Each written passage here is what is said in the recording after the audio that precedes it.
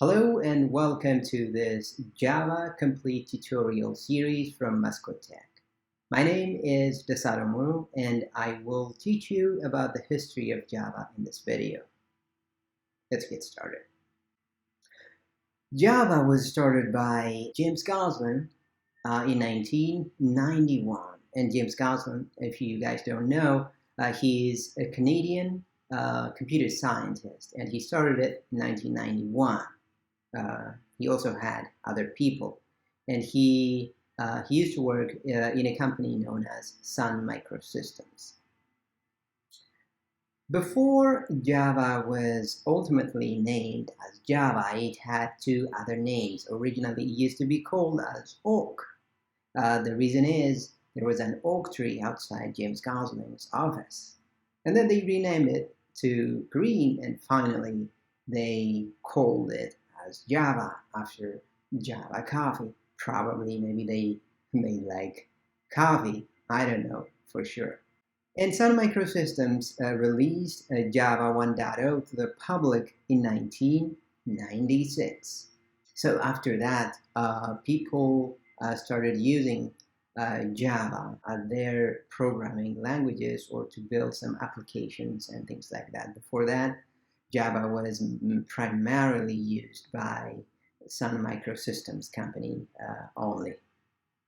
And in 2009 and 2010, Sun Microsystems got acquired by Oracle. You know Oracle, which provides Oracle database? Yeah. So right now, Java is under Oracle. And James Cosman resigned from Oracle in April 2nd, 2010. What makes Java different, especially from other programming languages present at that time? The other programming languages at that time, mostly used ones were C and C++. When you write a code in these two programming languages, you have to write operating system specific code so that your code works in some specific operating system. But in Java, you don't need to worry about that. They came up with something called a JVM. A JVM is a Java virtual machine, which gives you a bridge between your code and the platform or the operating system that your code is gonna work. So you don't have to worry about what operating system is it gonna run.